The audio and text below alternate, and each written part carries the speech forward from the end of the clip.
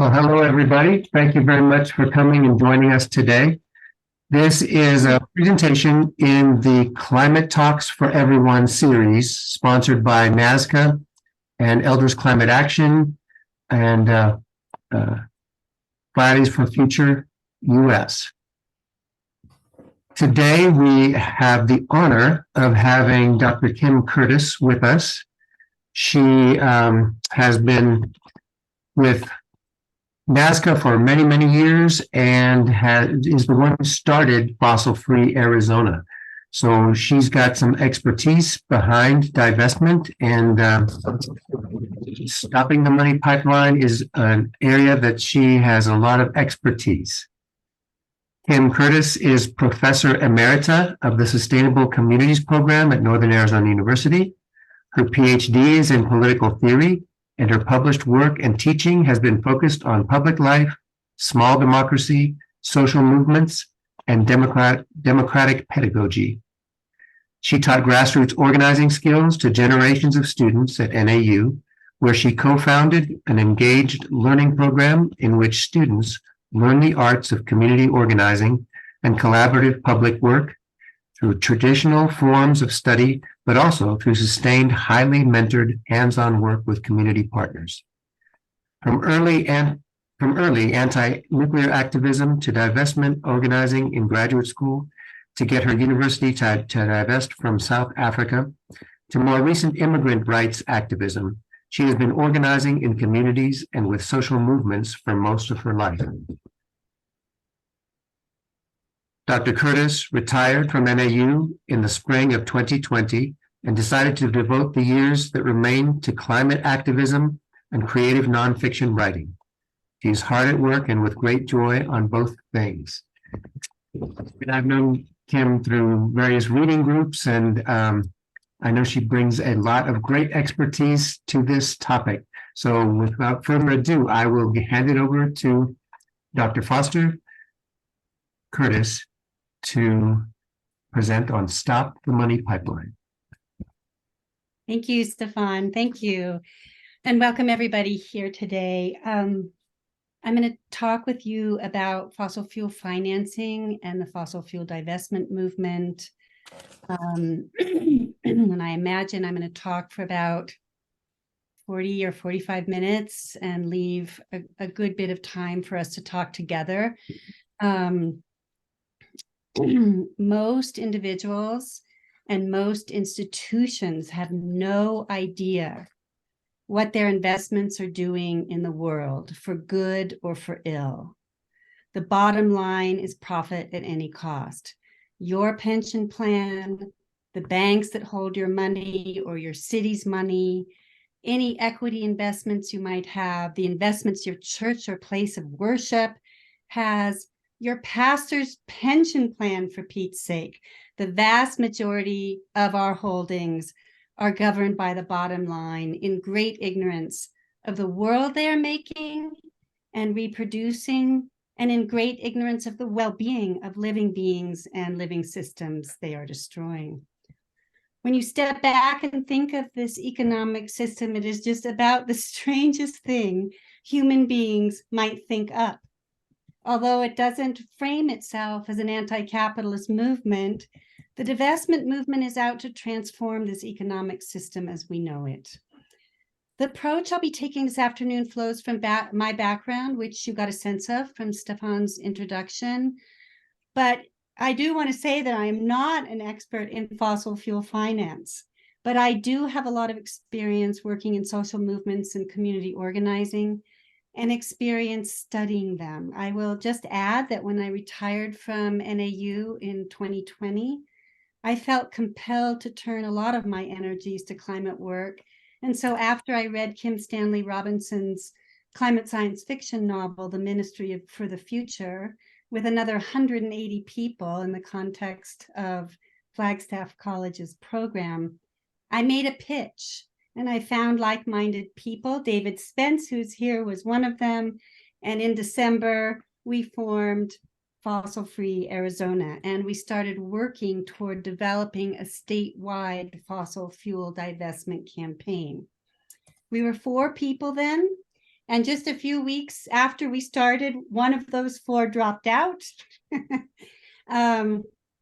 We've learned buckets and are still working toward realizing that ambitious goal of, excuse me, creating a statewide campaign.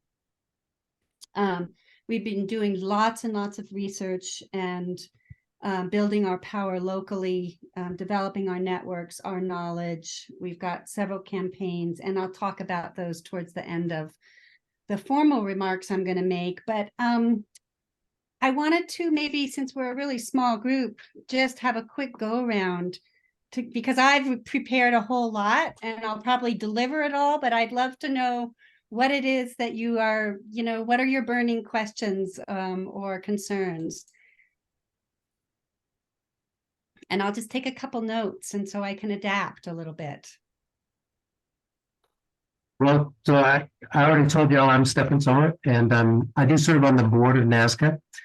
One of the things I'm curious about is the city of Flagstaff's banking practices and policies. And I know that Fossil Free Arizona pushed the city to divest from Wells Fargo. But I think that's a really important effort, and probably NAU and other institutions here in town could improve their practices as well. So I'm very curious about all those things. Anybody else? Beverly.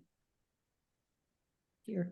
Yes, I'm Beverly Hedden, and I'm also on the NASCA board. I've been currently working on electrification of fleets, so I don't know very much about fossil-free Arizona, and I'm wondering locally, like I live in Cottonwood, do you know very much about other localities besides Flagstaff? So I would be interested in learning more about that. Yeah, me too. I'll do that on my own then. But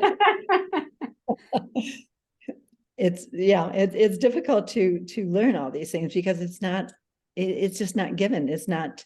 Yeah.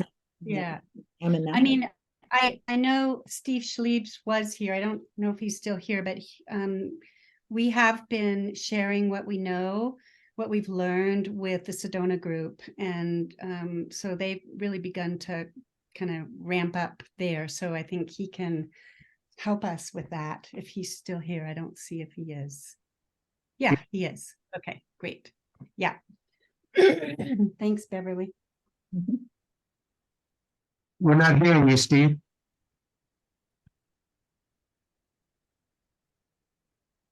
Steve? You're muted or something.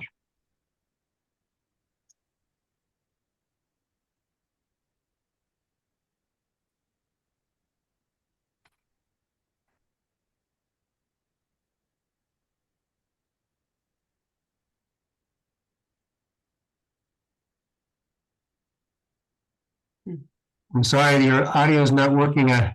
Hopefully there's a way to fix that. Should we move along while he works on that? While Steve is working on that, others, go ahead.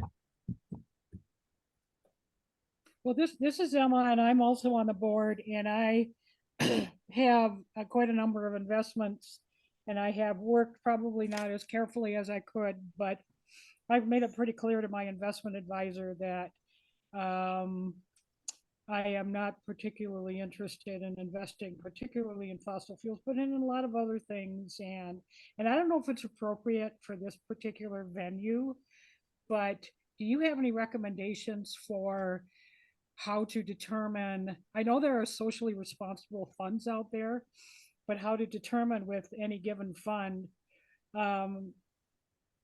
Well, I guess that information is out there, but maybe an easy way to determine with any given fund to see, where they are investing. And that's something he certainly could check for me, but any input you might have on that.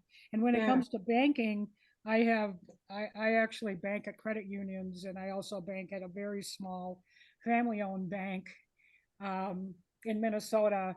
precisely for the reason that I'm just not a big banks person. So anything related to that, if it fits within your kind of whatever you're talking about today. Thank you.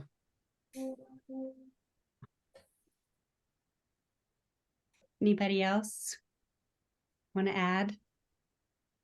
Sandy, we just saw your picture briefly. Jump in. Yeah, here I am. Yeah, I would like to know if you ever reach out to people in the Prescott Valley area where I live. I think a lot of this information could be shared even at the high school level. Mhm. Great. Yeah. Okay, shall I start, or is Steve on the line? Has he fixed his? No, okay. Okay, well, thank you so much. I will do my best. And I'm going to save that responses to you for until a little bit later. What I've prepared to do is really is this. Okay, how do I do this? Why isn't it going?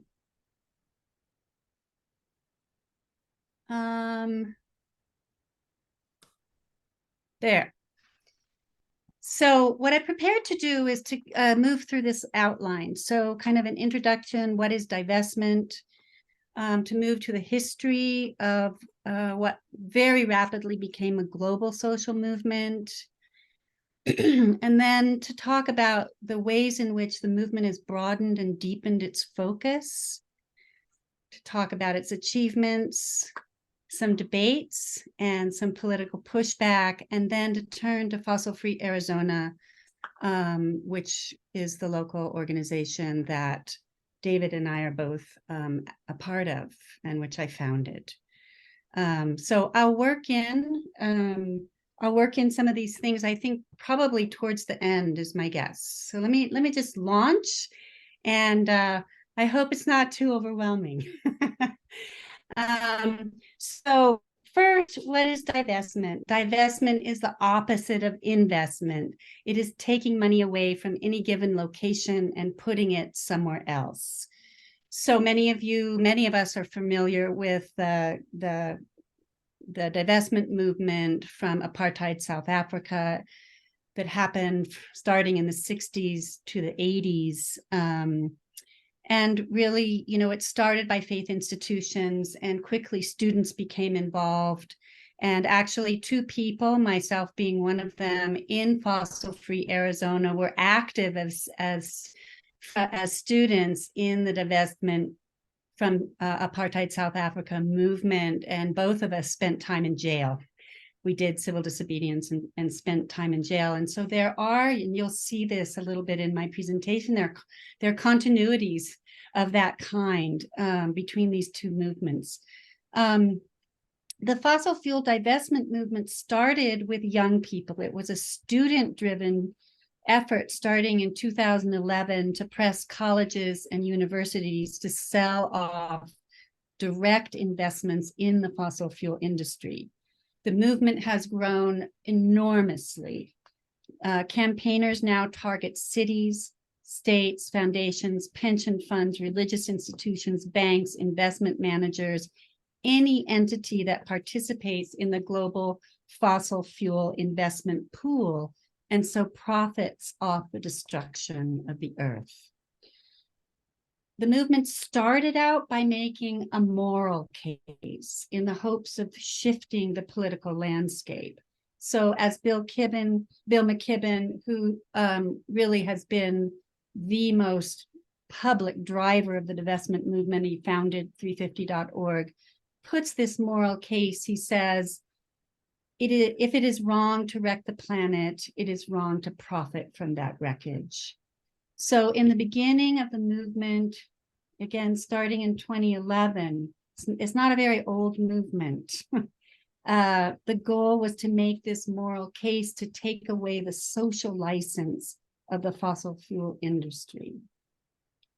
Today, investors are also choosing divestment as the prudent financial choice. That's new, quite apart from the moral case. And I'll talk about that just a little bit. And there is also evidence that divestment is having tangible impacts on the cost of doing business for the fossil fuel industry. Coal is probably the most significant issue here. It was a very early focus of the movement. At the bottom of this slide, I've just copied the campaign demands that you would find on a website of Fossil Free, which is an offshoot of 350.org, that they make of any institution that they're trying to approach and pressure. So one is immediately freeze any new investments in fossil fuel companies. So no new investments, whether you're a pension fund or whatever. Divest from direct ownership and any commingled funds that include fossil fuel corporate bonds or corporate bonds within 5 years, and end fossil fuel sponsorship. So please don't don't broadcast the fossil fuel industry's name by taking on a sponsorship, you know, the ExxonMobil stadium or something like that. So those are the 3 current demands that you'll find in this more traditional part of the divestment movement that are still very active. So here you can see the rise in the first 10 years of the movement of the total dollar amounts that have been divested, to the tune of over $40 trillion. It's huge. And obviously in the last couple years, it's just accelerated. The dollar amount that has been of institutions that have committed to divestment. And I want you to notice the language. It's total assets under management committed to fossil fuel divestment. There's a lot of variation in the types of divestment commitments. So some of those commitments have been just from coal, from companies that derive more than half their revenue from coal, from companies operating in the Arctic and the tar sand, in exploiting tar sands, engaged in offshore drilling, and so on and so forth. So they've been partial divestment commitments. And in 2021, the response of the movement was twofold. It was to demand full divestment from the fossil fuel industry, and to demand that the amount divested be matched with investments in climate solutions. So those are, I think there's consensus on those 2 kinds of demands now in the in the divestment movement. Let's look at what kinds of institutions have committed to divest.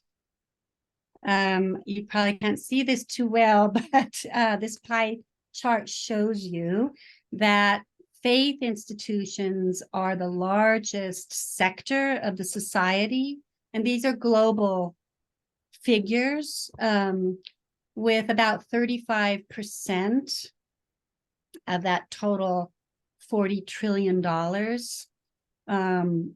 being divested. Next are educational institutions, followed by roughly equal parts from philanthropy, pension funds, and the government.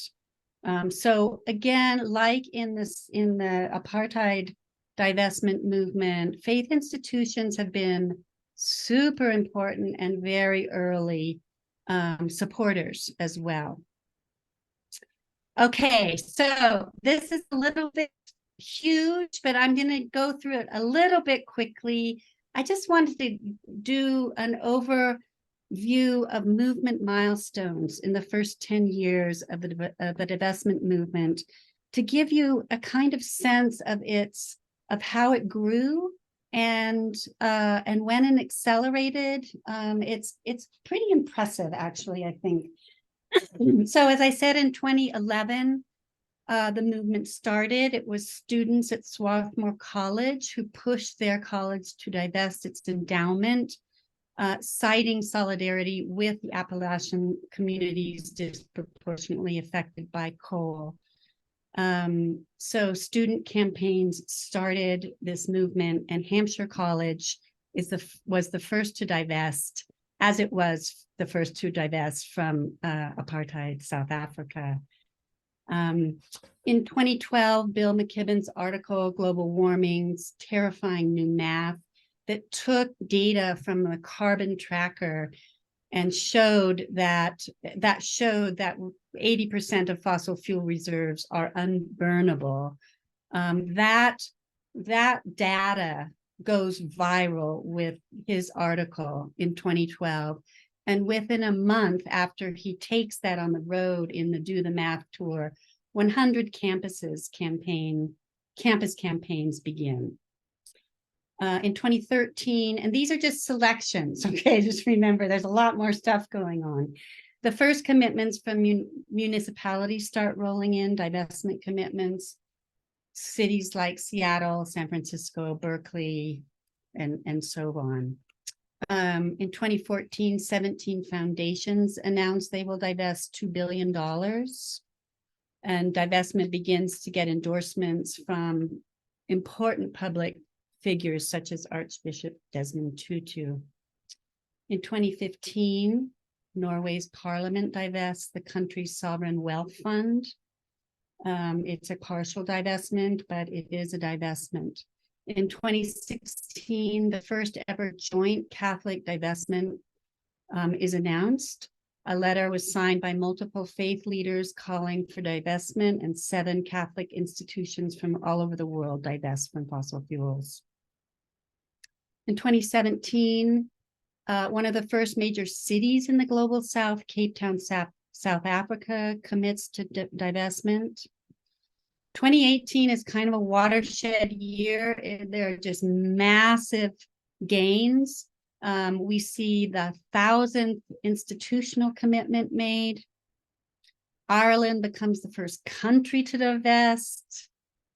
Major city pension funds divest. New York's 189 billion, huge pension fund. London's pension fund also joined the divestment campaign and make a commitment.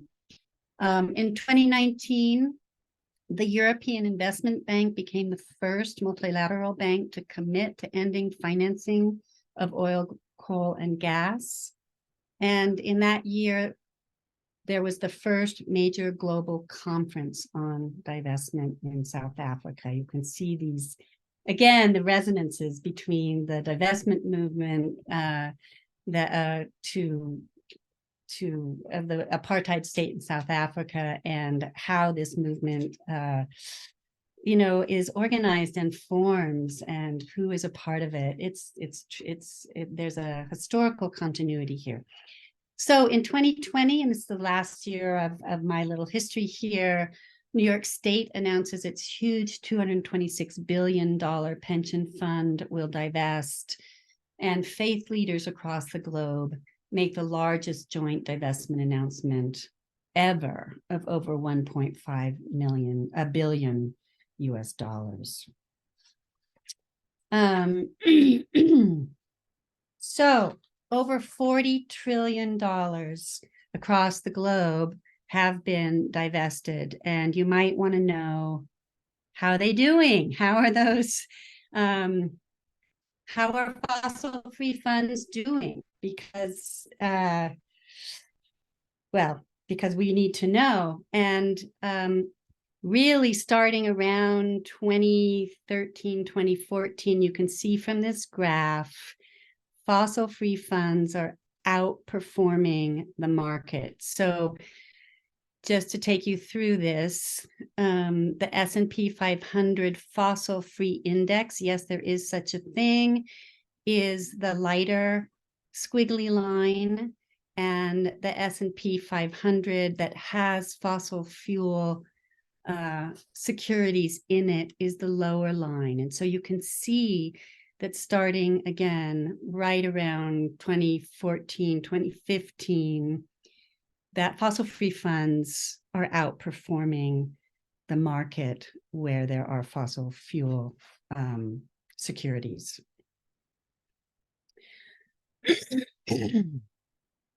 All right. So I want to turn now to the way in which the movement has broadened and deepened its focus. And I'm going to talk mostly about banks, a little bit about insurers, a little bit about a really fascinating legal turn around the legal responsibility of fiduciary trust, and then about scary private equity. And I'll try to explain all these terms as I go. So, banks. Since the Paris Accords, fossil fuel financing from the world's 60 largest banks has reached $5.5 trillion. It's astronomical. The chart over on the bottom right shows you the largest fossil fuel financiers since the Paris Agreement, all through the years 2016 to 2020. And you'll notice that 4 of the 5 largest are US banks. JP Morgan Chase, the largest in the world, Citibank, Wells Fargo, and Bank of America. Over these 6 years since the Paris Accord, these are the top financiers of the fossil fuel industry.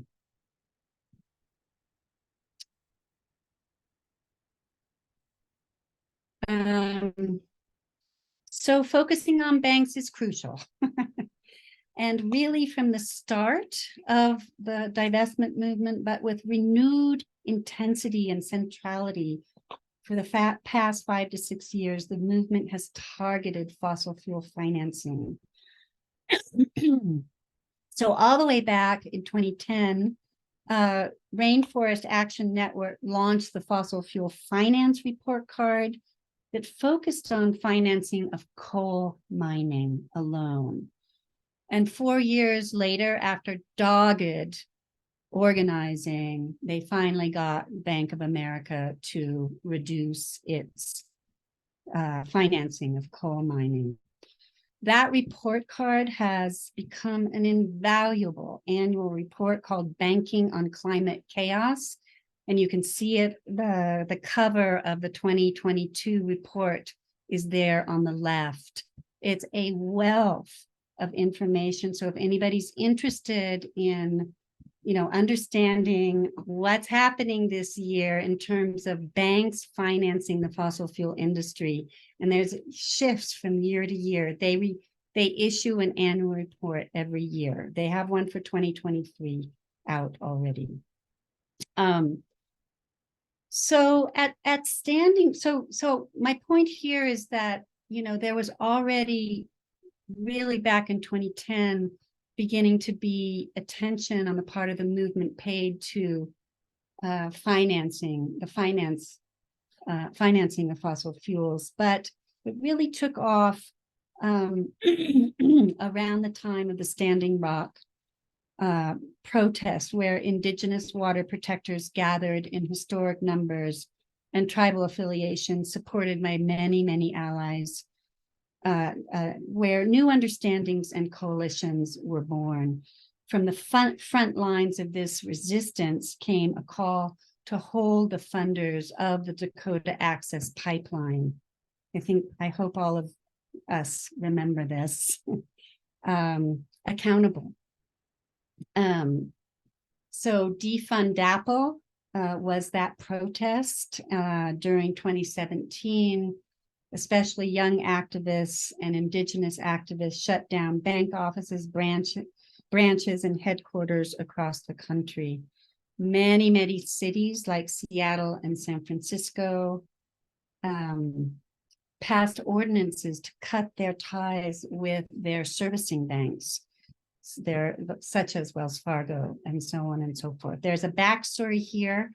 Many of those things were not followed through on, and I'd be happy to talk about that. It was kind of a discouraging discovery when we did our research. But in 2017, many cities made these proclamations that they were going to cut their ties with the dirty banks financing the fossil fuel industry. And really importantly, a new generation came to understand during this time, during these protests, that their money is being used to fund the climate crisis and environmental racism. So fighting against climate financing is fighting for climate justice. And it's not just a slogan, it's that the movement during this time saw incredible and increasing intertwinement in its organizing and its sharing of information between Indigenous and frontline impacted communities and those who are not. So this is a very, very important moment in the development of the movement. In January 2020, a coalition of organizations, which is now about 200, formed Stop the Money Pipeline.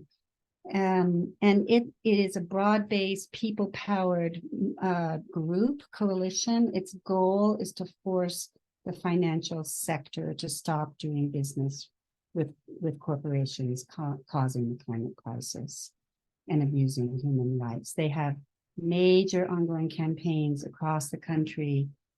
And indeed, there are global organizations who are part of the coalition, because obviously these big banks, these big institutions are global institutions, against Chase, against Wells Fargo, Citibank, and Bank of America, institutional investors like BlackRock, and so on and so on. Lots and lots of creative street protests they do, among other actors. A very, very important coalition that is trying to deal with the money pipeline that is critical to the survival of the fossil fuel industry. Okay, so that's just a little bit about sort of, I put these pictures together to give you a sense of you know, what's going on organizationally, informationally, about bank financing within the divestment movement. Let's see. There's been a push to get banks to develop commitments, and so I want to talk about those for a sec. So because of pressure from the movement, every major US bank has made a public commitment to align their business model with the Paris Agreement and achieve net zero emissions by 2050, right? So banking on climate chaos, that I told you does this annual report, is the source I'm drawing on for this information. The scope every year is the globe's 60 most important banks financing climate disaster. And here is some of what they have to say. I pulled out a few things.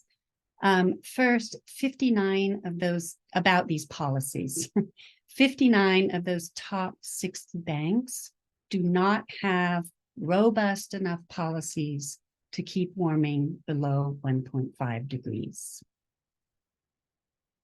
That's probably enough to just lay you out on the floor. But anyway, 49 of those 60s have set long-term institution-wide net zero targets, either by 2040, 2050, or 2060. 47 of those 60 have coal exclusion policies. They will not fund coal extraction, the coal industry. 40 of the 60 have some restrictions on oil and gas, focusing mostly on the unconventional sectors like tar sands, Arctic drilling, fracking, and offshore drilling. So those are a few of the things that they have pointed out. There are many loopholes, and one of the biggest is that the commitments in their policies, such as they are, and they are not robust enough, but those commitments only apply to bank lending to the fossil fuel industry, not to the underwriting they do of debt and equity. And if you look at this little picture over here that I've reproduced, you can see that underwriting debt and equity is nearly half of the flow of money from banks to the fossil fuel industry. Huge, huge loophole. The conclusion of the researchers of banking on climate chaos when they're looking at these bank policies is it's mostly greenwashing. The bank's targets are too low. They leave controversial policies, controversial portfolios unaddressed, and they rely on carbon offsets and discredited technologies. In addition, these top 60 banks in the report financed 150 billion of fossil fuel expansion projects in 2022. And of course, fossil fuel expansion of any kind is disastrous. It must stop. And so these 60 banks with all their, their commitments financed $150 billion so that the fossil fuel industry could expand. And not one of the largest banks among the top 60 has committed to stop financing expansion projects. Okay, so it's kind of a dark picture. There's a lot of work to be done, but the movement is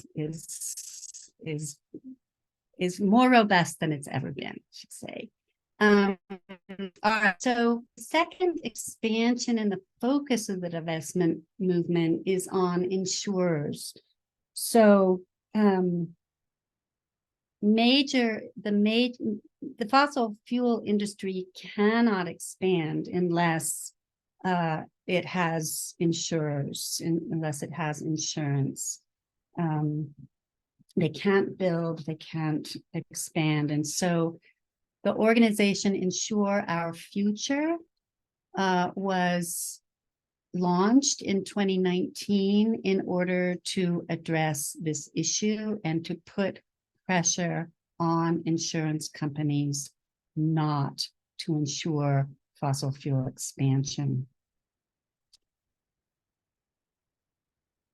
Their work, and by the way, Insure Our Future is a coalition partner in Stop the Money Pipeline. Just trying to give you a sense that these organizations and these people who are becoming experts and are experts of all kinds, whether it's in fossil, whether it's in bank financing or whether it's in campaign development, whatever it is, they're all increasingly networked and across the globe. And that includes a lot of frontline communities and indigenous communities. So I think that's really a powerful picture to hold in our minds about what's developed within the last 5 or 6 years in the divestment movement.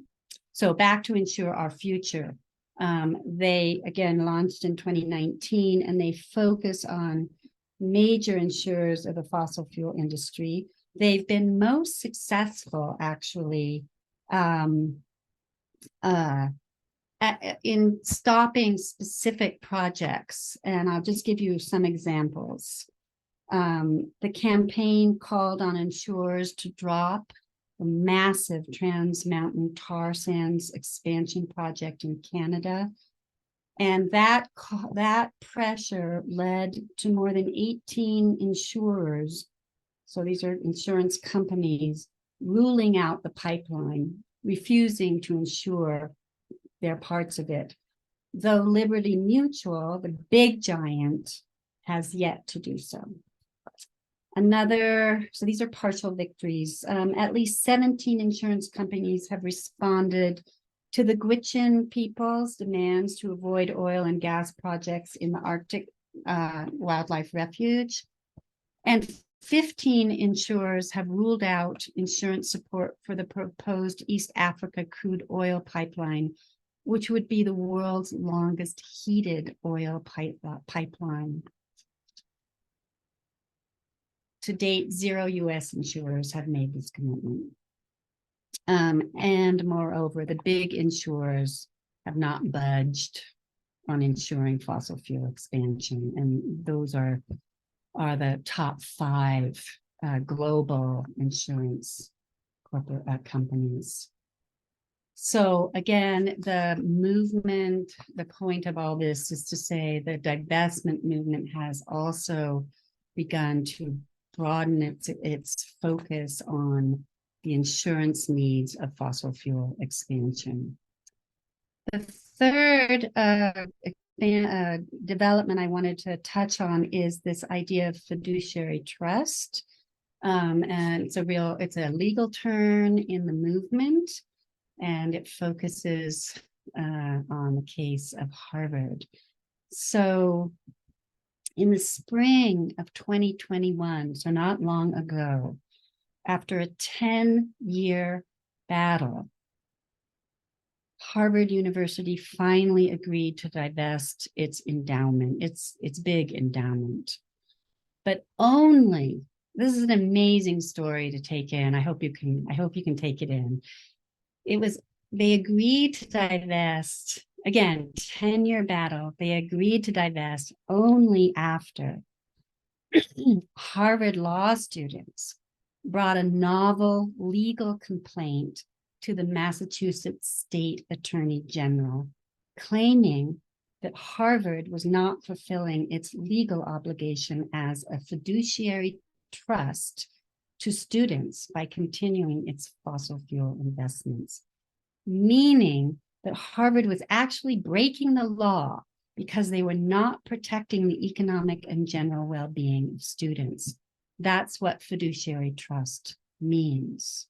And I've detailed here some of the complaints some of the details that were in the complaint that the law students filed with the state attorney general. The complaint alleged that Harvard was violating the duty to invest with prudence, the duty of loyalty, the duty of care, the duty to act in good faith, the requirement that nonprofits invest in a way that is consistent with the charitable purposes of the institution. Now, after the complaint was filed with the Attorney General, Harvard caved and it committed to divest. We can't know for sure that the complaint caused them, after a 10-year struggle, finally to divest, but I think it's pretty clear that that's what happened. And it's become a game changer because afterwards, students at MIT, Vanderbilt, Stanford, Princeton, and Yale have all brought copycat legal complaints. And hypothetically, and I really have this bug in my ear, but I'm not a lawyer, hypothetically, citizens could bring similar legal action against states who might manage huge pension funds and likewise be legally subject to fiduciary trust, right? To the people like Stefan too, right? We are professors. We paid into the state pension fund, which is managed on our behalf. They have a fiduciary trust to us. All right, so I'll just leave it there, but this is a very interesting and very novel and actually quite new turn in the divestment movement. And I expect to see more of this kind of action across the country, maybe across the world. All right, the last one is the horrific, subject of private equity. So I want to talk about the dynamic first. One of the horrible things that has been happening as institutions have increasingly felt the moral heat from the divestment movement to divest is that they have shed their dirtiest fossil fuel assets, right? They've sold them. That's what divestment is. You take it out of one location and it has to go somewhere. So the question is, who is buying these dirtiest of fossil fuel assets? The answer is private equity firms, otherwise known as buyout firms. I had no idea what they were when we first found this out, and we discussed this as a group. These are firms that raise and manage investments on behalf of large investors and are hyper-focused on profit. They are bottom feeders, snatching up profitable firms and assets and selling them quickly, usually within 3 to 5 years, to make a lot of money fast. And the other very important thing about private equity firms is that they are not subject to regulatory scrutiny like publicly traded corporations are. And therefore, they are not subject to shareholder scrutiny. They live in the shadows. The people who give private equity firms and the institutions their funds don't even know what they're invested in. It's a blind pool. I actually, shortly after I learned about it, I found that my parents, because my mother passed away, my parents had some holdings in a private equity firm, and I tried my damnedest to find out what the heck that money was doing in the world, and there was no way I could find it. I had to sell it to get it out, off my conscience, and I had to sell it at a great loss. That's the only way you can get out of it. So anyway, they're a really nasty part of the capitalist economy. There's no way to hold them accountable, or there's been almost no way. And what are they doing? They're busy buying up offshore drilling in the Gulf of Mexico, propping up fracking operations, prolonging dirty fuel usage by building infrastructure like pipelines and natural gas terminals, and prolonging the life of natural gas and coal power plants. Very nasty stuff. 80% of the 10 largest private equity firms' energy investments are in fossil fuels. Since 2010, they've invested over $1 trillion in the energy sector. They are big players, and they're radically unaccountable players. We can't get to them. So, here are I've just listed the names of some of the biggest ones, and you probably maybe you've heard of one or two, but probably maybe not in any of them. And that's by design. So in 2017, activists began to take this fight on, demanding greater regulation and accountability, and lifting up the voices of communities that have continued to be impacted by these dirtiest of fossil fuel projects. This is also an outcome of that early divestment movement.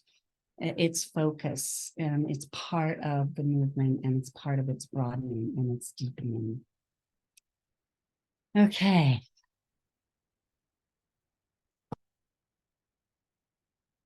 let me say a little bit about a couple debates and a pushback, and then I'll move to achievements, and then I'll talk about fossil-free Arizona, and your questions. So the group that is pushing for a carbon tax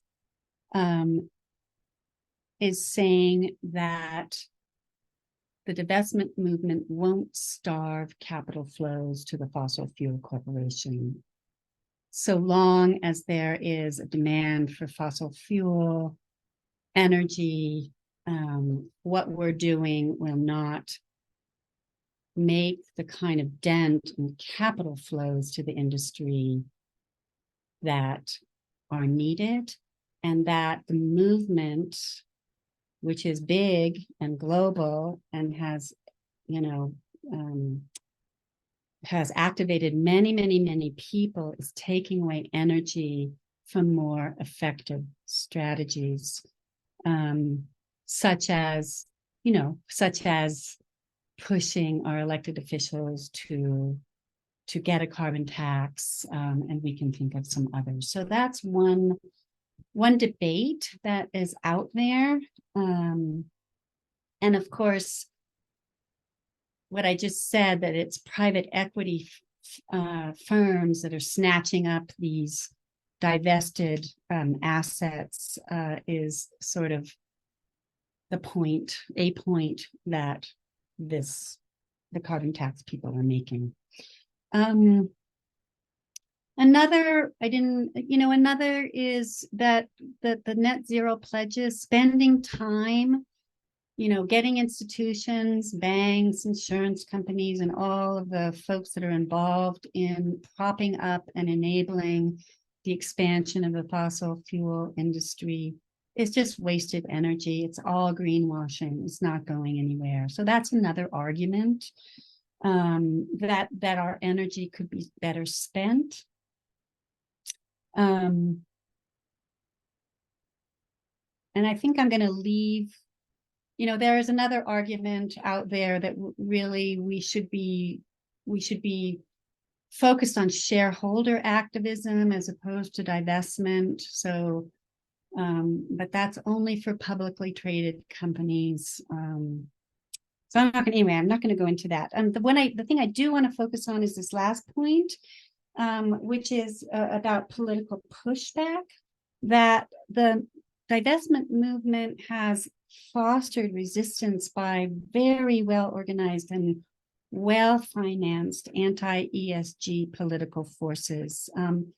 And ESG it stands for environmental and social and governance values. It's value-based investing as opposed to simple profit-based investing.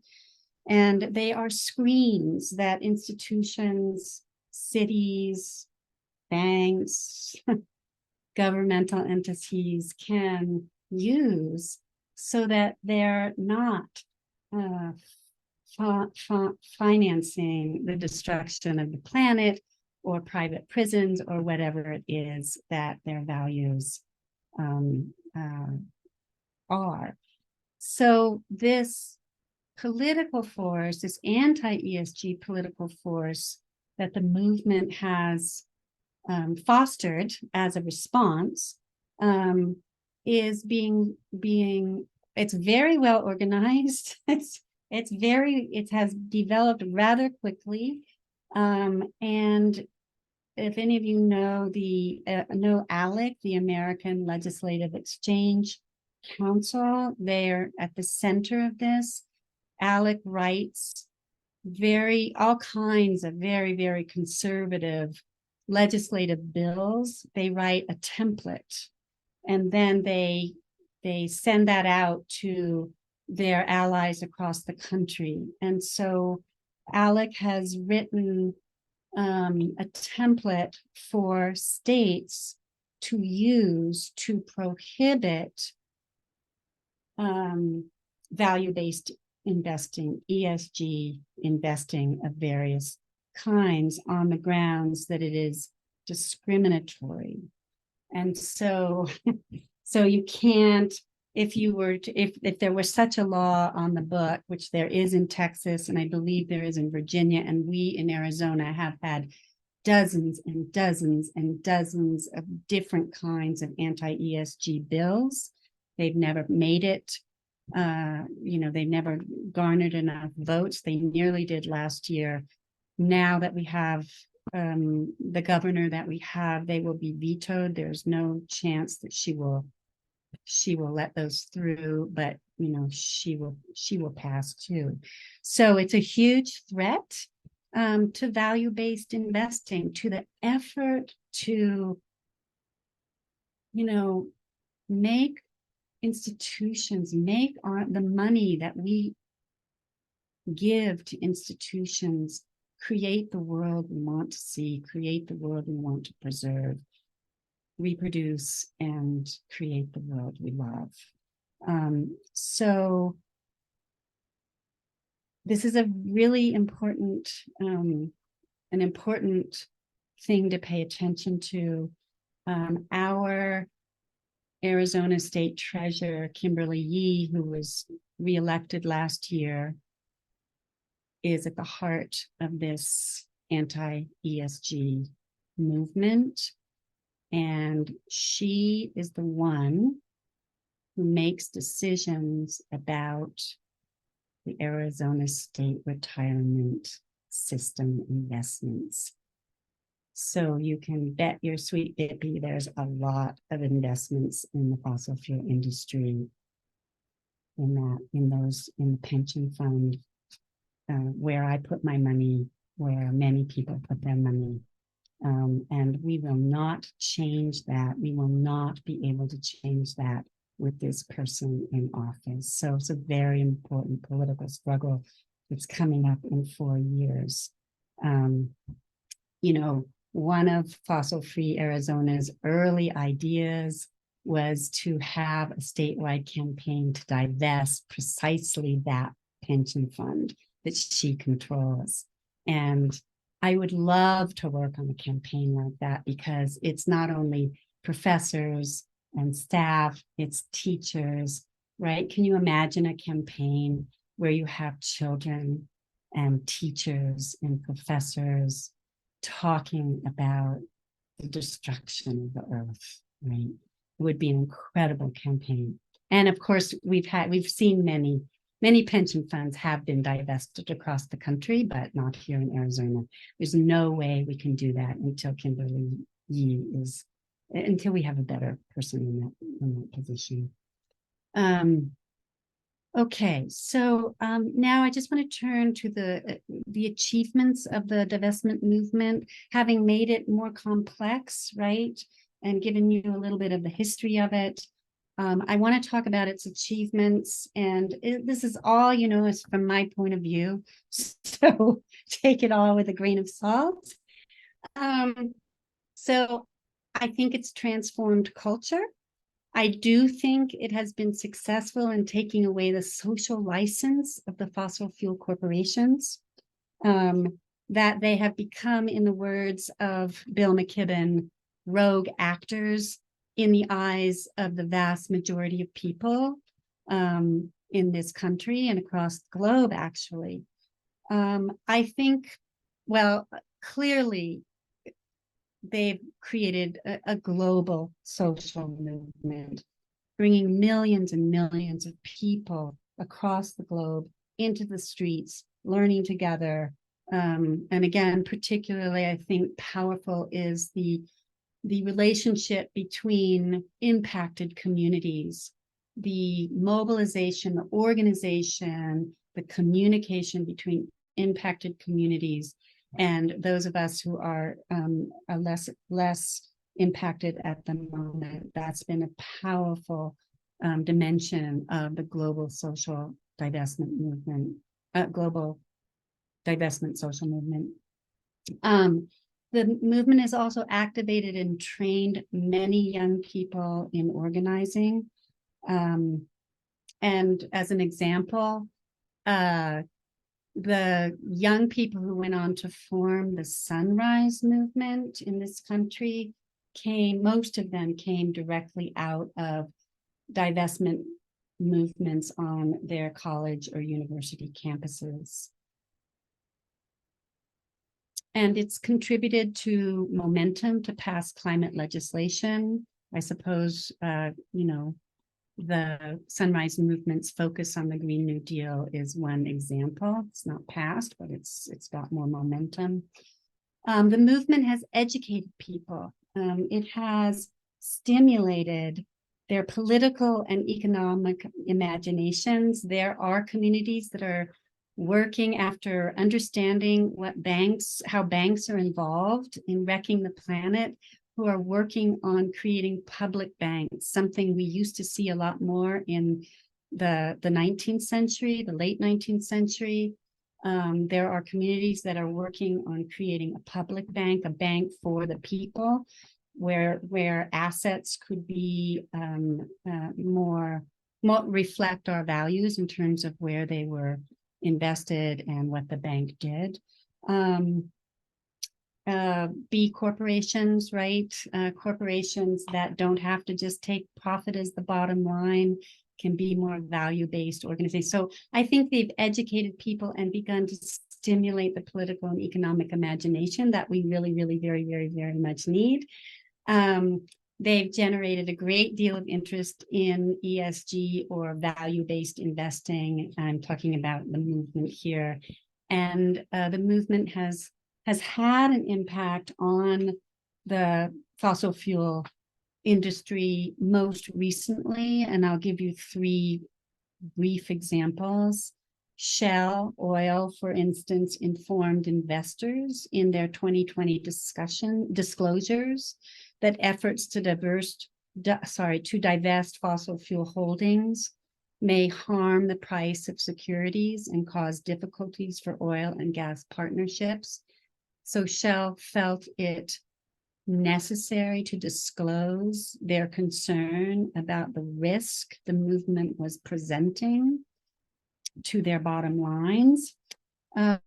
Secondly, ExxonMobil told investors it sees a risk in the work of those seeking to change corporate behavior on the climate issue. It told that to its investors. And the movement has had some success at halting progress on major new fossil fuel infrastructure projects. The most famous one was the long protested Keystone XL pipeline, which was finally defeated in 2021. So there has been some impact on the fossil fuel industry, some impact on their credit ratings, about which I can't really speak very well. And there have been other impacts, but those are some examples. And finally, I would add in here those net zero pledges that by banks and other institutions by 2050. I think that actually is an achievement, even though it is greenwashing, it becomes something to organize around. And that, of course, as probably all of you know, the huge fossil fuel corporations themselves have made net zero pledges. Okay, I think the last thing that I want to say about achievements, which I really didn't put on here, is I think the divestment movement speaks truth to power. And it has developed, in a way, a lot of sort of movement work that's pointed towards legal and policy change doesn't. It speaks a language of power, and it researches and reveals the enormous anti-democratic power that these global fossil fuel corporations wield.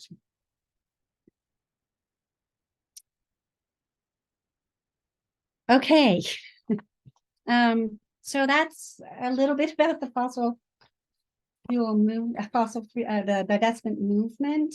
And I'd like to end these remarks by talking about the organization that we started in December, almost 2 years ago now, Fossil Free Arizona. So we are a multi-generational group. We have high school students who are part of our group and up to people in their 80s. We are only about 12 core members. None of us were experts in divestment and any of the economic dimensions, with some exceptions. We do have a lawyer and a former city council member. We have a climate scientist, a certified socially responsible investment advisor, who I'd hoped would be on the call today, but he's with his llamas, so was unable to be here. And we have people with a good deal of organizing experience and people who have absolutely none. So we've been learning so much together. We are a learning machine in a way. We meet every other week in person with a Zoom option. I believe fervently that intense and creative and sustained work is possible only with face-to-face meetings. That's probably a little strong, but I am a fervent believer, especially in the kind of bonds that people can develop to one another, and the creativity that can emerge face-to-face is unparalleled. So what you see on this slide, I just copied a couple of early things that help you get a sense of what we were doing. On the left, it says where we go, what's on the burners. And this was just an early kind of brainstorm about what our targets might be as fossil-free Arizona.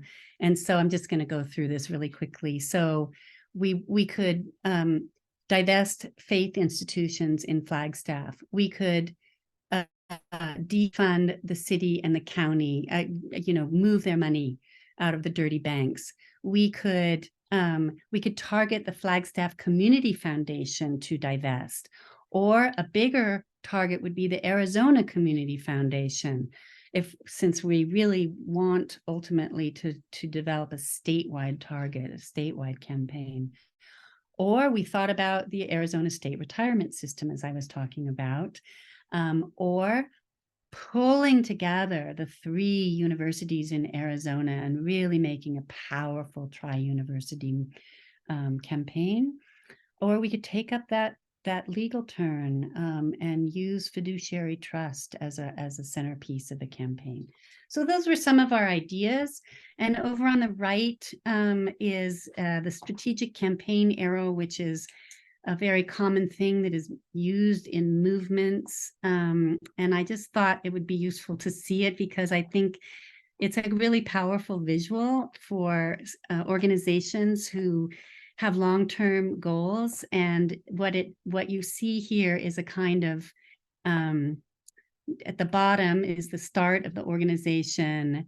And then you can put dates, and these little peaks are sort of wins. And from the wins, then you regroup and you gain further momentum, right? You're getting more and more intense, more power, more knowledge, more people. You can move on to other targets and so on and so forth, until for us, it would be reaching the statewide campaign level. So we're kind of working with this strategic campaign arrow in our thinking. So our mission is to honor the earth and its peoples by doing everything we can to stop the money pipeline to the fossil fuel industry and to the banks and insurance companies that fund and underwrite it. Our goals, as I've said, our ultimate goal is to develop a statewide target, a statewide fossil fuel divestment and reinvestment campaign. To do that, we are building a network of allies and supporters, and we're working locally with institutions on divesting and reinvesting. So just a little bit about how we've been working. We have done so much research. We've learned so much, and there's so much more to learn, and we are constantly researching. I think that's critical. We have intentionally focused some, perhaps not enough, on building our relationships with one another. So building crucial core group ties. Organizations fall apart all the time because they neglect this. And we've been trying to do that by potlucks, by starting our meetings too with a little humanism. Yeah, among other things. We have started our work with local faith institutions because we need to learn how to organize together locally first before we can have a statewide campaign. And we're starting with them because they are organized people of value already. They're organized, and they are organized around values. And we knew that they would be allies. So we've been holding civic academies on divestment with various faith institutions. And we early on, maybe 6 months into our work, I think, were asked by NASCA to become a climate action team. And we deliberated, and we decided to accept that. And we were also asked by Northern Arizona Interfaith Council to become a dues-paying member of their organization. And thanks to NASCA for their generosity, we were able to become a dues-paying member of NAIC. And both have been critical networking for us. We need to build power, we need to build allies, and those two locations have been important ways we have done that. And our campaigns have certainly built our allies as well. And so let me just turn finally to tell you a little bit about what I think we have achieved. I don't have a slide for this. So we relaunched Fossil Free NAU. We have very close ties with the student organizing effort on campus to divest from NAU's endowment, and they're making real progress, but we really relaunched that group. We have been successful in getting 5 faith institutions in Flagstaff to either begin divesting investments or to move their banking from one of the top dirty banks. And through that work, we've been, of course, building allies. We reactivated the climate action team at Northern Arizona Interfaith Council had become dormant. We contributed to the decision by the board of our public bus system to end its relationship with Wells Fargo. We launched probably our most sustained and exhausting campaign is the campaign to get the city of Flagstaff, as Stefan mentioned, to end its relationship with Wells Fargo, to sell off its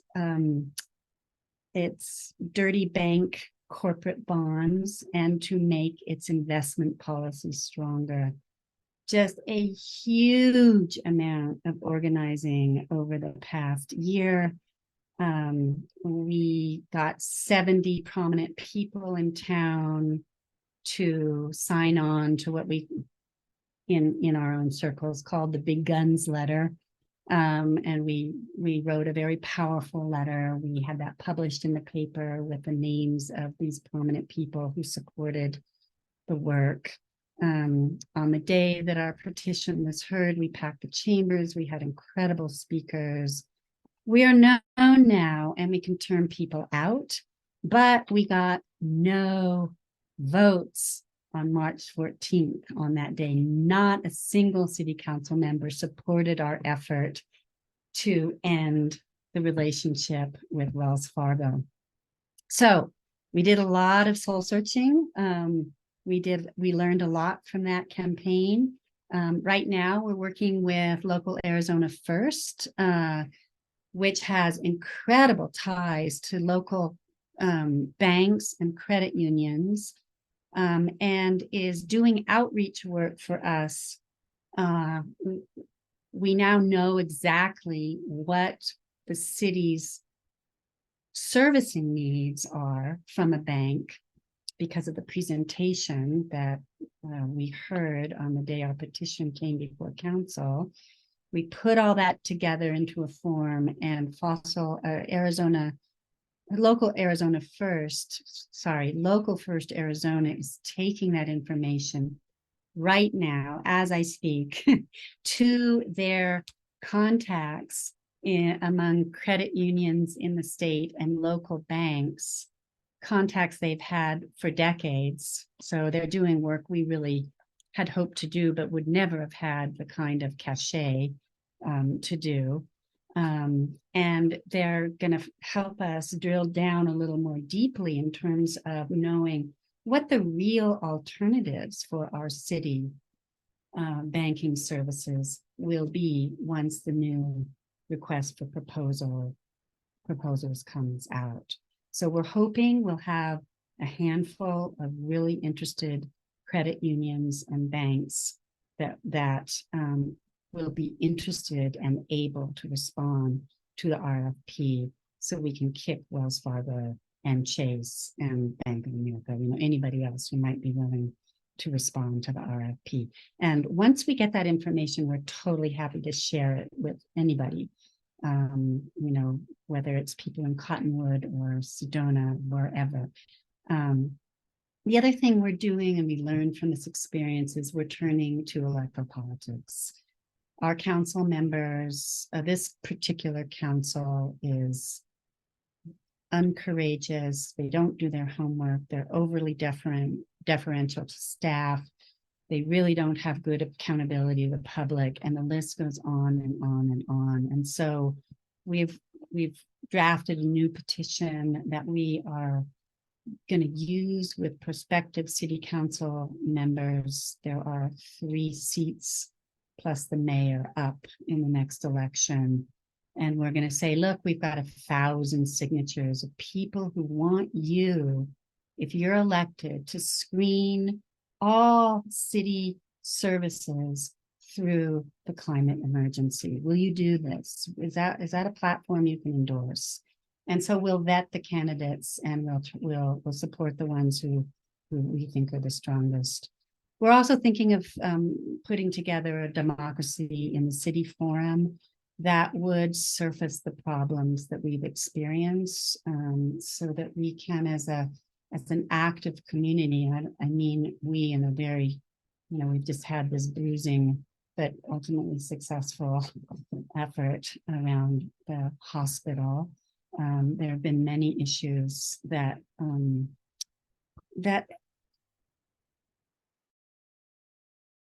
a real democratic deficit in the way the city council conducts business. And so this democracy in the city forum would be a way to surface all that and to kind of get a shared language and shared expectations for our city officials. And we're thinking about a city council 101 for prospective candidates too, because there's a lot of ignorance. People get on council and they have no idea how the city functions, and that means they're weak.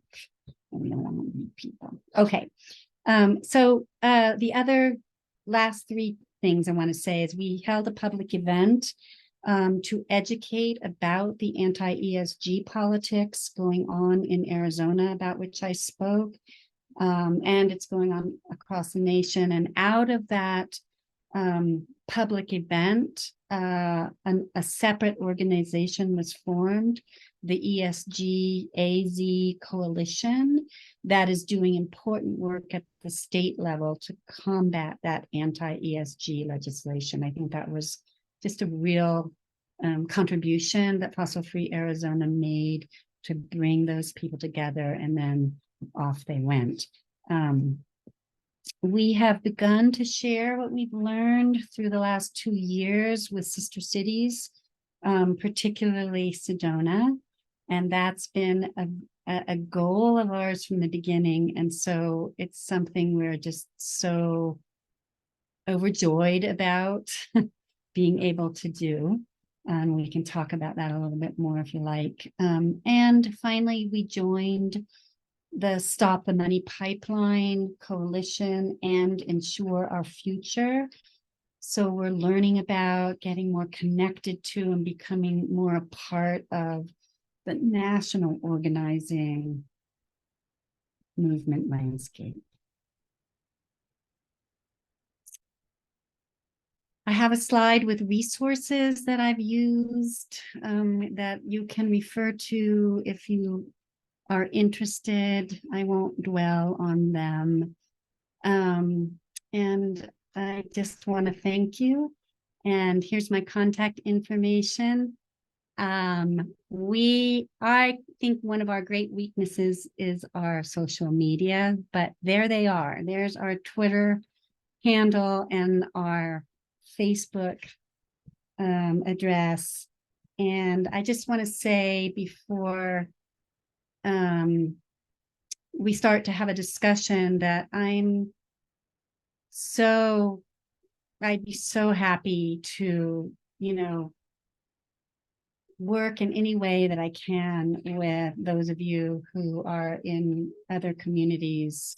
We really want to share what we know and what we feel like we've learned. All communities are not the same, of course. So I think I'll stop sharing my screen now.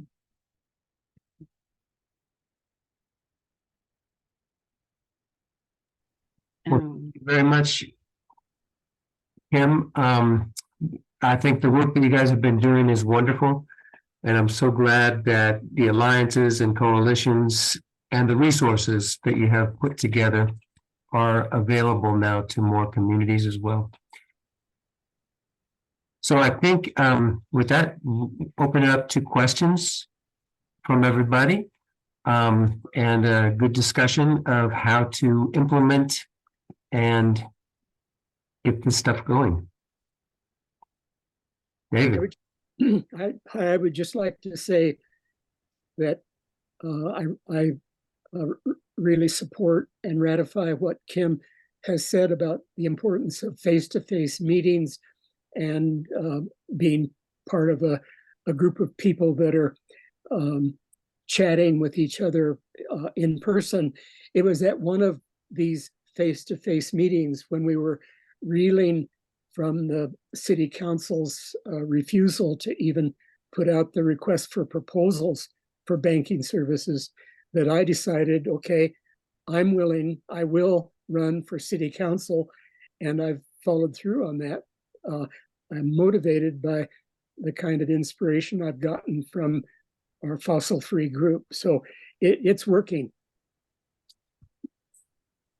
So great. Thanks.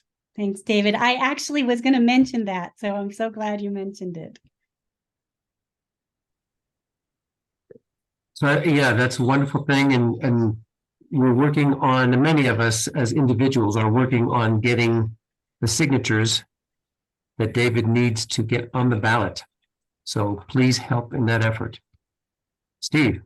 Yes, hello, I've got my audio working now. So I think many of you know, probably all of you know, that I'm conducting a petition drive of my own here in Sedona to get the city government to stop doing business with Wells Fargo Bank. And it's probably, I'm thinking, as we go into this, how naive and perhaps ill-informed and maybe even ill-advised this is, but I'm doing it, and this is what it looks like. I think maybe you can see on there what the petition looks like.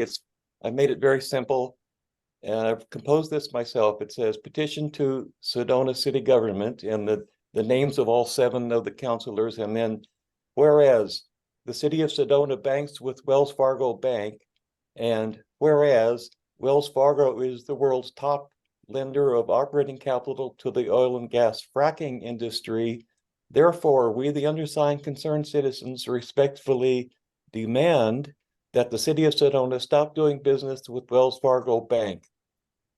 And so far, I've gotten about 80 signatures just on my own now. And along with that, I put together this indictment sheet. Again, you won't be able to read it, but it says, indictment of Wells Fargo Bank for crimes against nature. And then I have 3 bullet points and then some sources down below. And the text of these really short paragraphs, I actually use ChatGPT to help me with that. And so I could welcome help from anyone out there who could come up with some better indictment lines to put on this flyer that goes along with my petition. Now, my question here today is, since this is a NASCA group, I just want to discuss the fact that NASCA has not only declined and refused actually to participate in this petition drive with me here in Sedona for what I consider to be spurious reason. And if anyone, Stefan or Beverly, if you want to say anything about that, I'd like to hear it. So, Steve, I'd like to address that. We have not turned down your petition. The one little thing that we disagree with you on is collecting people's contact information. When you get this together and you go before Sedona City Council, how will you bring those folks forward to stand with you in front of City Council if you do not have their contact information? So our approach, NASCA, is to build community efforts and empower people to do something. And so that's a key element for us. We do not disagree with your petition in any way, shape, or form. No, but what you're asking to do is to put the NASCA volunteer sign up email and phone number on the same sheet of paper with the petition signatures.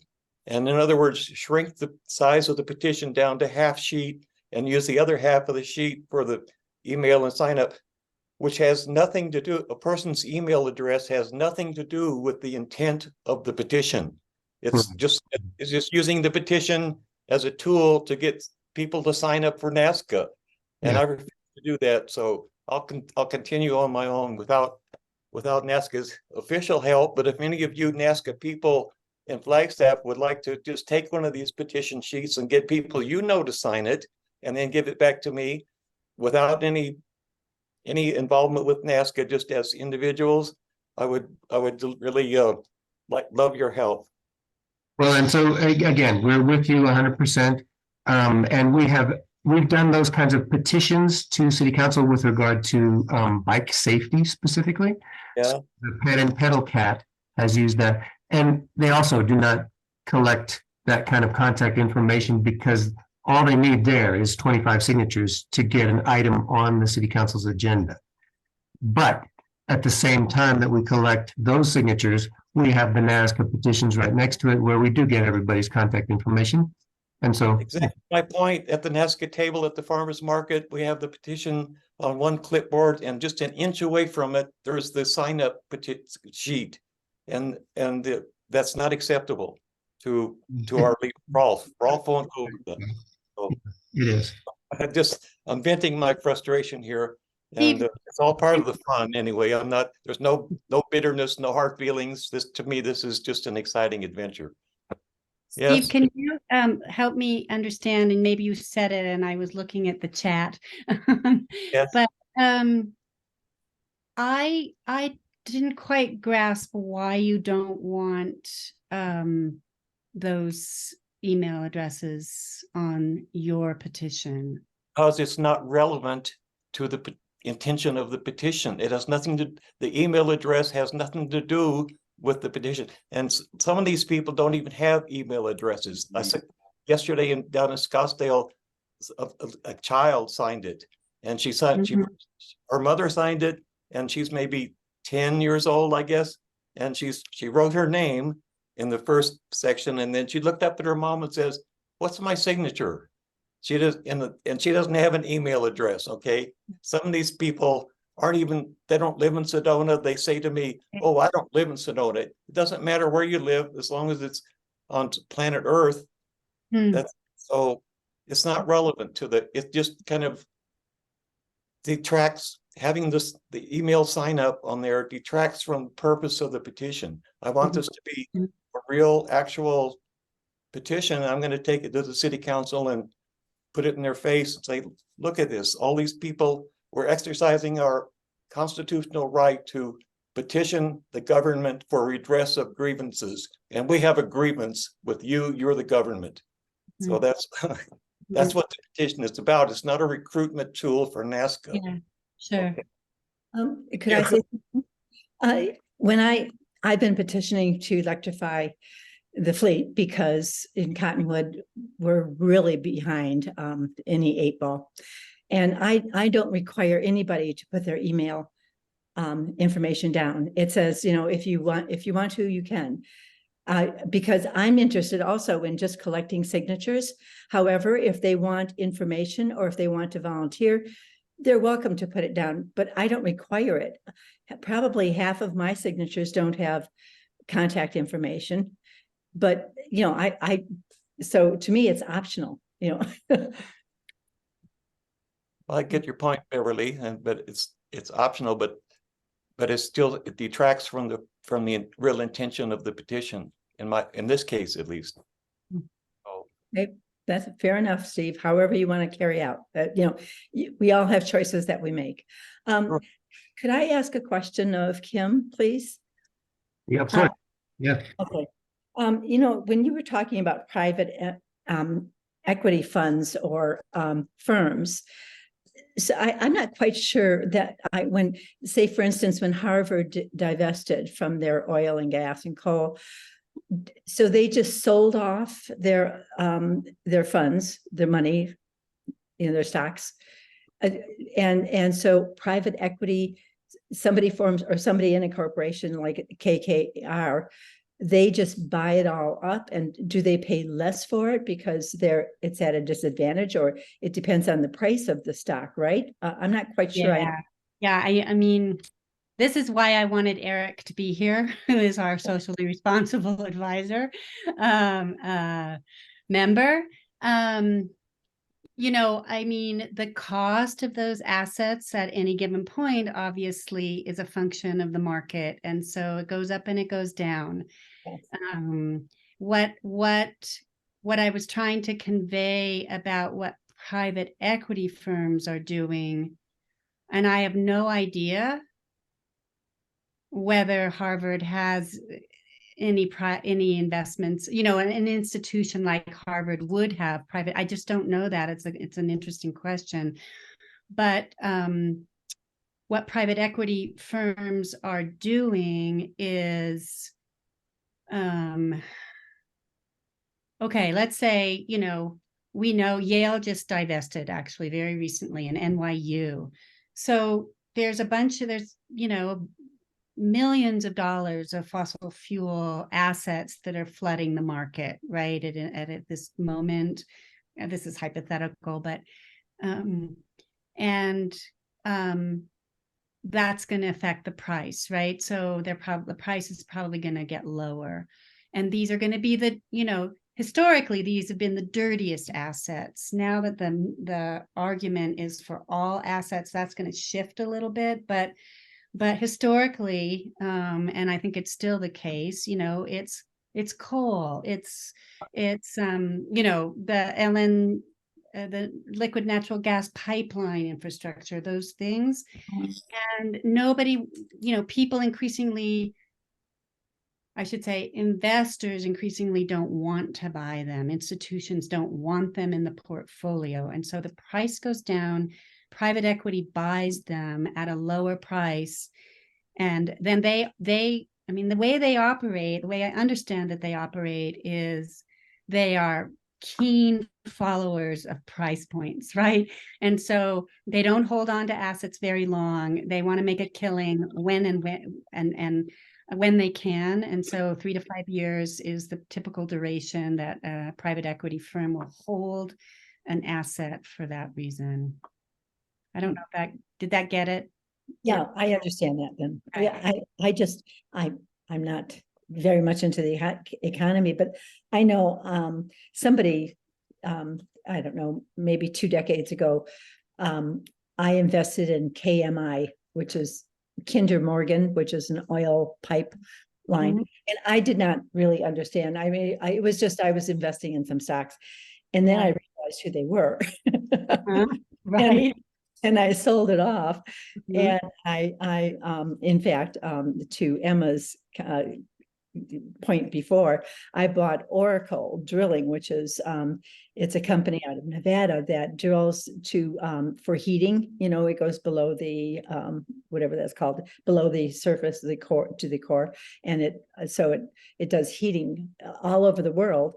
And I have to say, just in the last, since the climate crisis has been going on, and America is pushing it, all major countries, the stock has shot up 30 times, I think. I Mm. mean, 30 times what I originally invested in. So, I mean, you really can make money. Yes. Yeah, yes, you absolutely can. I mean, the calculus has shifted, you Yes. know, it Yes. really has shifted in the last, I mean, really the evidence has been emerging in the last 3 or 4 years. Yes. The hard numbers. Yes, definitely. It seems like we should be able to, I'm on a pension. It seems like I should be able to just start questioning my pension. And I think I could just do that. That's a very good idea. Thank you very much. This has been dynamic for me. Yeah, well, I think, those pension struggles, there have been many, many successful ones at city and state levels that I'm aware of.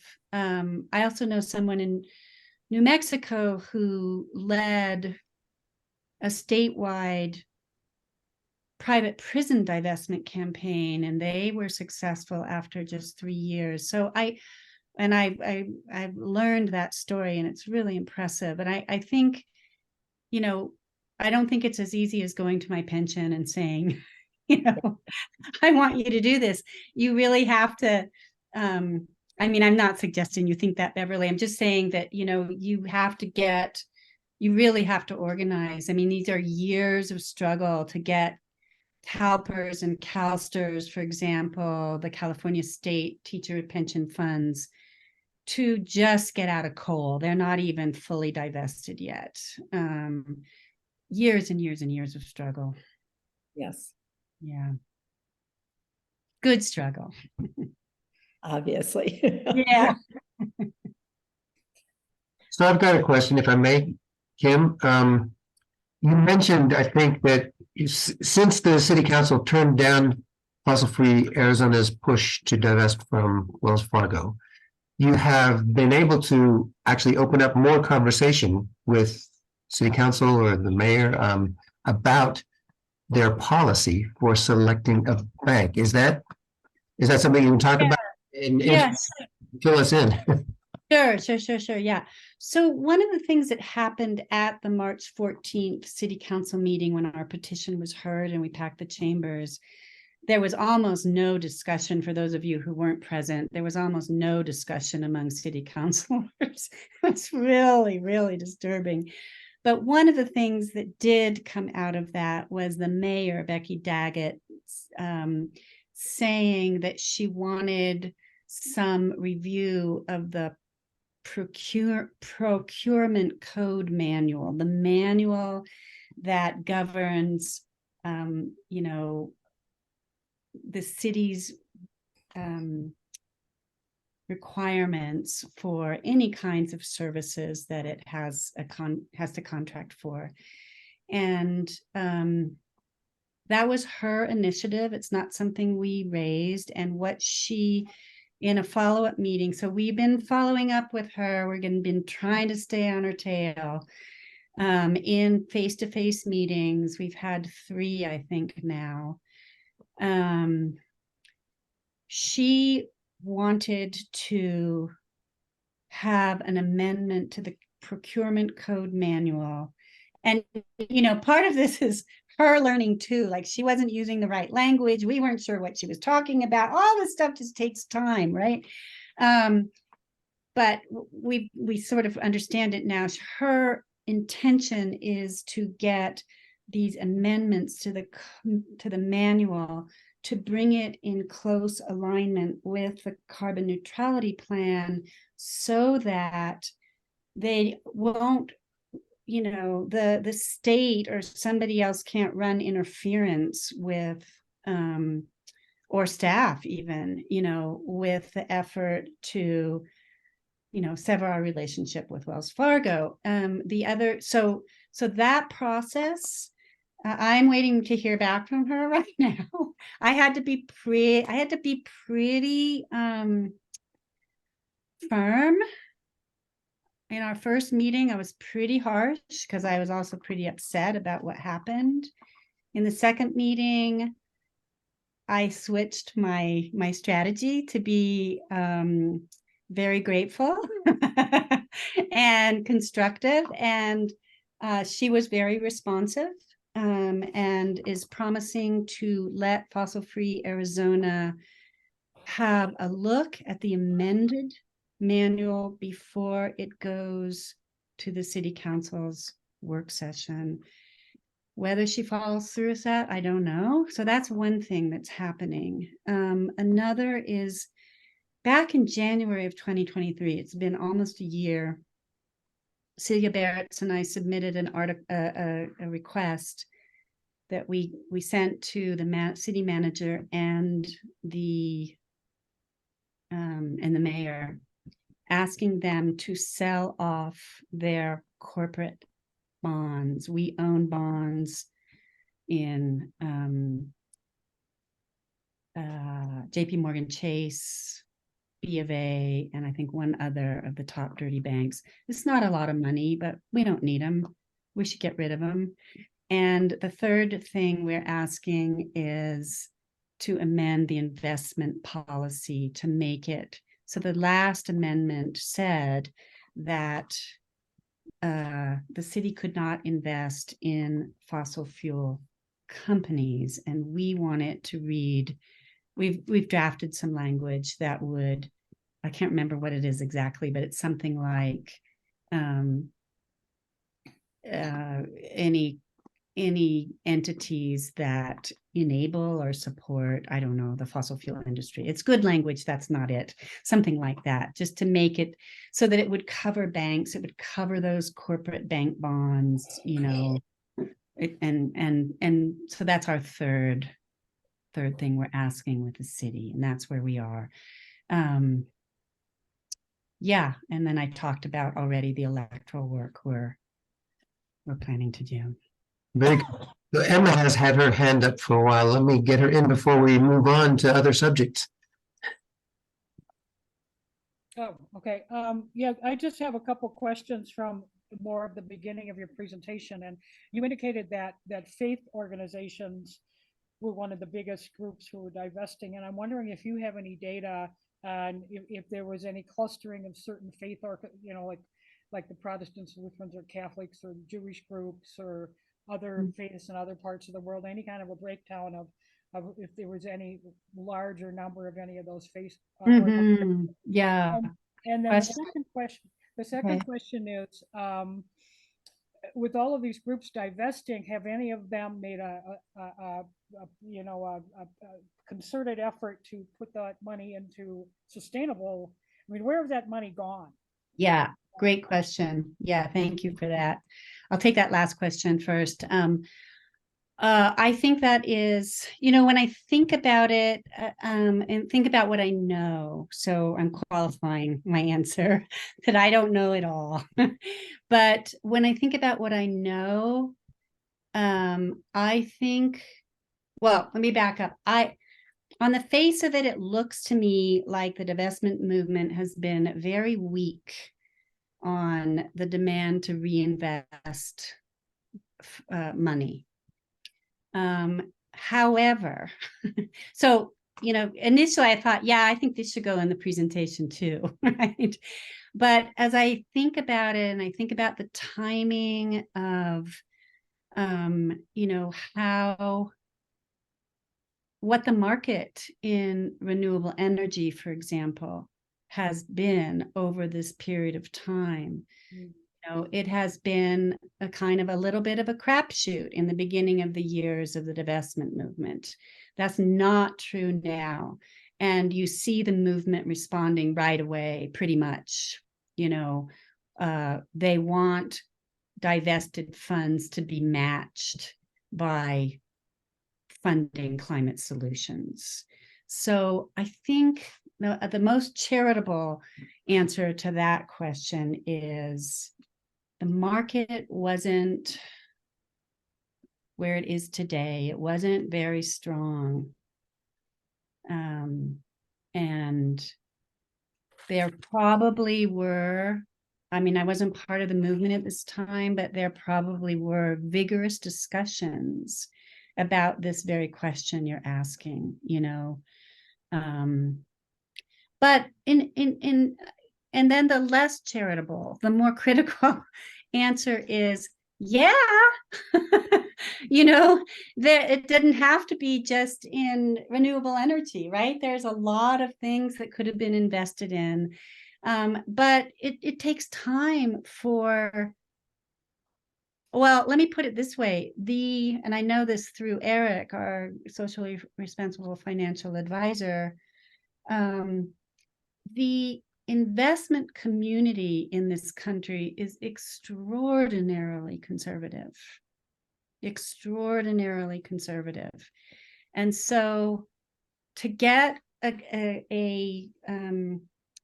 enough people, there are now national conferences, socially responsible investment conferences, right? I don't know exactly when they started, but to get sufficient numbers of people with expertise to be able to say, okay, here's this, you know, this investment, it's doing pretty well in the market, blah, blah, blah. It just takes time. And it wasn't there in the beginning of the movement. So that's how I'd answer that second question. The first one, you know, globally speaking, most Protestant, and certainly the Catholic Church, most mainstream Protestant denominations and the Catholic Church have made commitments to divestment. The Pope Francis, has been absolutely fundamental. He wrote an encyclical called Laudato Si back in 2013 or 2014. Yeah. And since 2015, I believe, he has called on all dioceses across the globe to divest from fossil fuels. That, of course, doesn't mean that they're doing it. Our diocese here has a very, very conservative bishop until very recently, and so did our local Catholic Church. And there was no way that anybody here was going to bring this up because it was just a no-go. But the Catholic Church has been incredible, and the dioceses that have divested across the globe have, I think this is true, I don't think there's been a single diocese in the United States that has divested. They're all mostly in the global South and in Europe. Yeah, and so I could go through some of those other Protestant, mainstream Protestant denominations, but they have all been have had very active deliberations about divestment, and I'm not really up to speed to speak with a great deal of accuracy about each one of them. I do know that when we were early looking at this question, we were researching exactly what you're talking about. You know, what are the national positions on divestment from various denominations, and how do our local churches line up with it. Do they or they don't they? And I do remember that, let's see, Federated is Presbyterian and what's its other? Can't hear you. Methodist and Presbyterian. Methodist, yes. So I remember, thank you, David. I remember that the National Methodist, I don't know what they call themselves, group, had a very long and vigorous deliberation about divestment. This is quite a few years ago, and were absolutely split on it at the time. And so there were some churches across the country that divested and others that didn't. And I think they actually had a little bit of an organizational split as a consequence of that.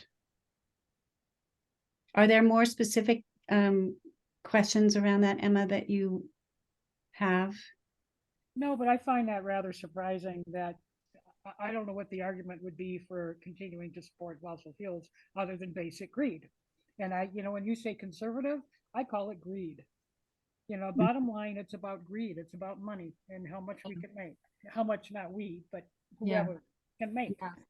Yeah, I agree. I do agree. I just think that, it's culture shift, right? And that's just hard. It's hard. It's hard work. It takes years of creative crafting of words and relationship building and all of that.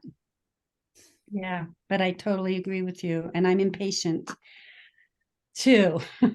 I wanted to come back to Steve said he thought maybe he was being naive, and I just wanted to come back to share a story. When we first started in December of 2021, in my head, and I'm sure I must have said this, I thought we were going to just move through the faith institutions and get them to divest or move their money out of the dirty banks in a matter of 2 or 3 months. I really was naive, so naive. And it just takes a long time. And people are fearful about money, and people are funny around money, and institutions are funny around money. Yeah. Well, and one thing along the lines of, how quickly do we need to do this? Back when we were putting together the Flagstaff Climate Action and Adaptation Plan, the projections were that we would reach 1.5 degrees centigrade warming in about 2040. Yeah. The current projections are that we will reach it sometime during the year 2028. And it could be as early as next year, because we've been in 3 years of La Nina and we're now moving into El Nino, which generally raises the Earth's average temperature by 0.5 degree. So we're already at 1.3. So, we're just about there. Yeah, I've always found these projections, for 2030, 2040, 2050 to be really, look what's happened in the last 5 to 10 years. Look what's changed. Mhm. It's just ludicrous that we're going to be dinking around until 2040 or 2050. And so we got to keep reminding folks, it's just hard. There's so many parts and pieces, and we are part of that too. So, the way our society has been built is based on our addiction to fossil fuels and that kind of energy. And we've all got to shift, and it's harder in some aspects than others, but we're trying to hit it in all the different ways, and help people understand the dire emergency that we're in.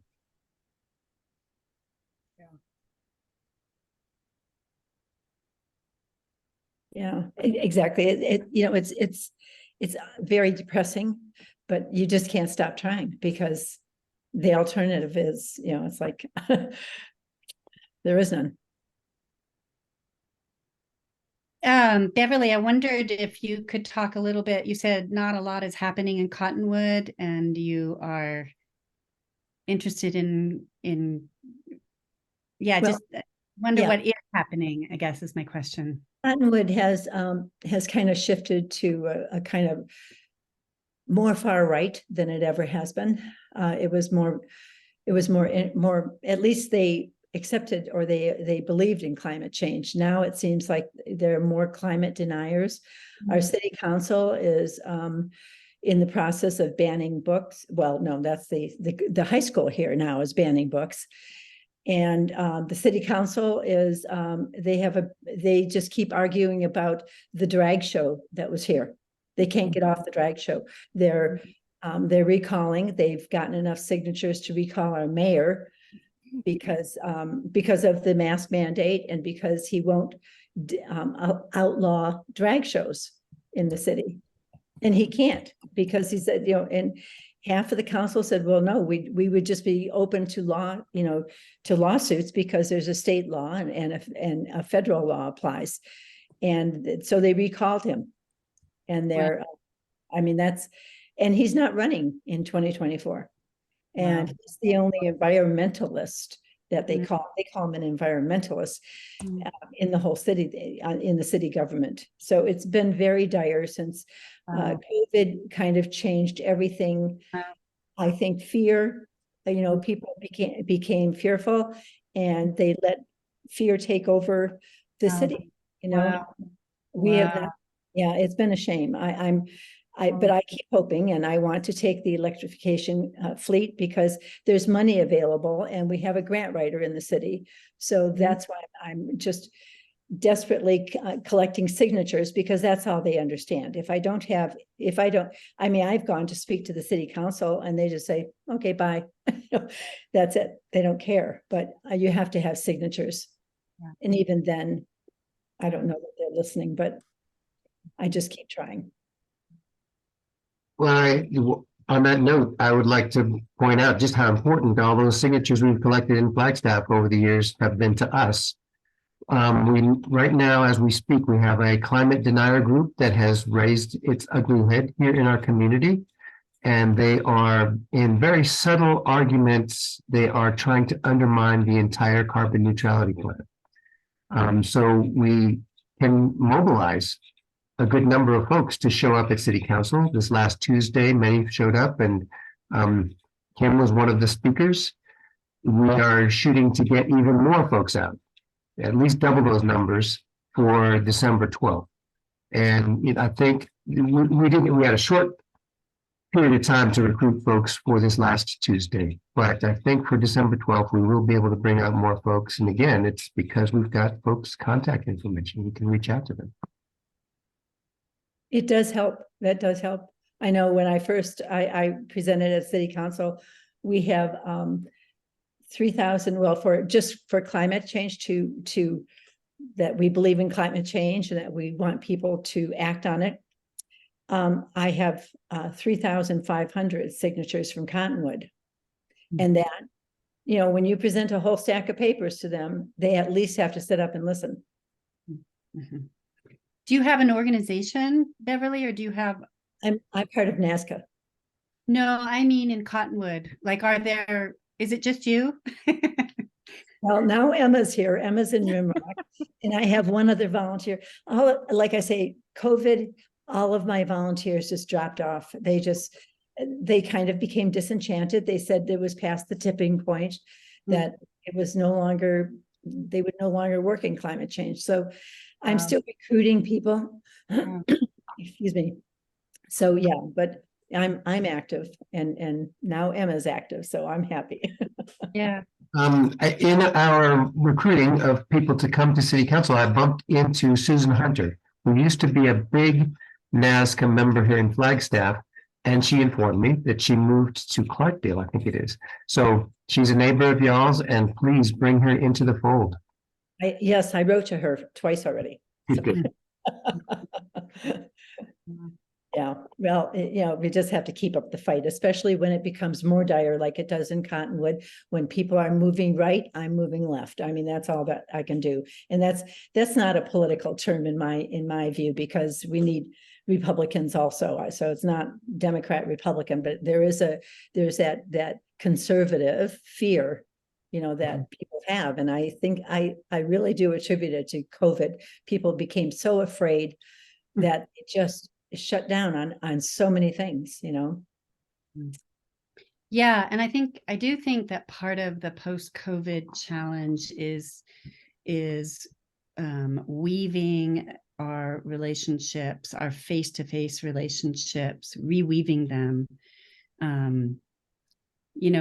Just this meeting, just this kind of a series would never have happened before. We would have been in person. And that would have enabled and disabled certain different things.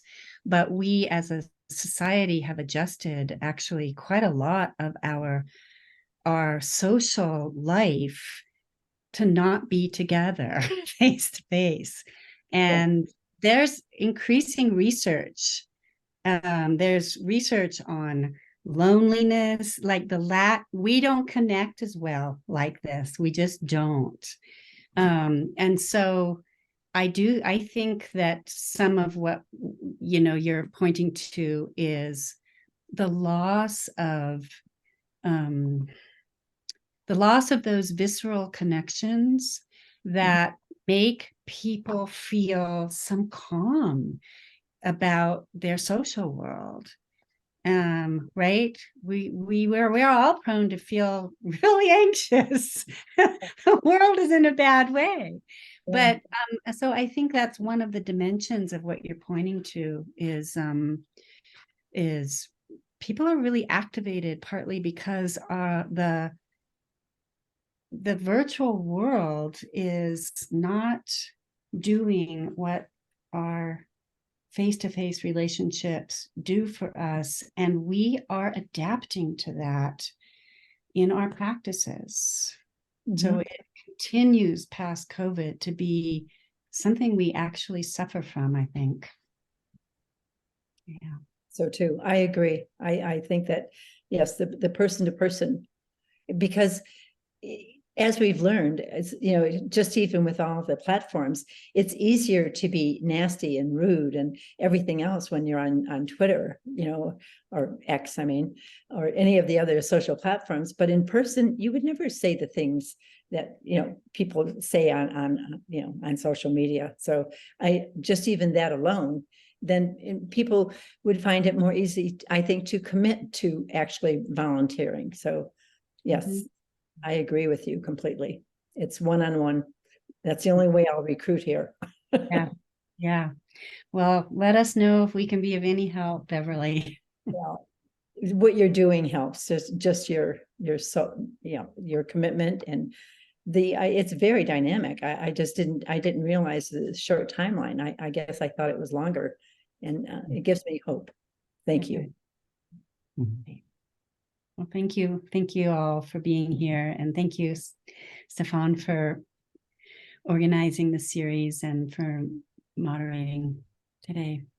Well, that was a group effort too, by the way. So we've had our climate action team in place for quite a while, but we had so many other things going, we couldn't really get it going. And it was Rolf who pushed us to the point of really getting it together.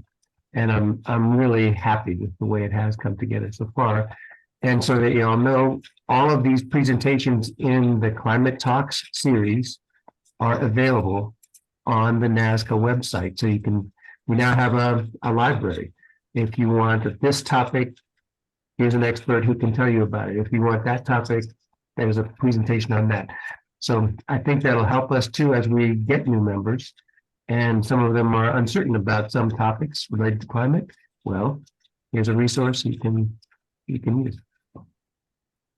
Let me just say, the next meeting, hybrid, face-to-face as well as Zoom, of the Fossil-Free Arizona Climate Action Team of NASCA, the next meeting is 23rd 5 hours from now at Kim's house, Sunday afternoon at 5. Is it? Yes. All right. Great.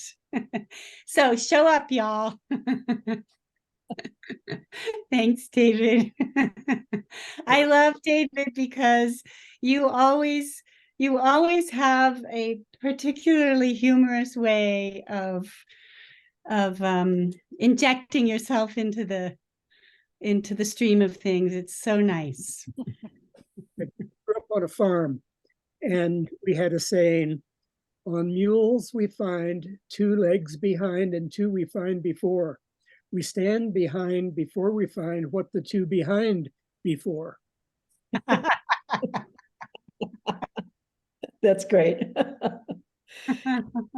Okay. Very well. Thank you all for your good work Thank you. today. Thank Good you. Thank you. Take care, everyone. So-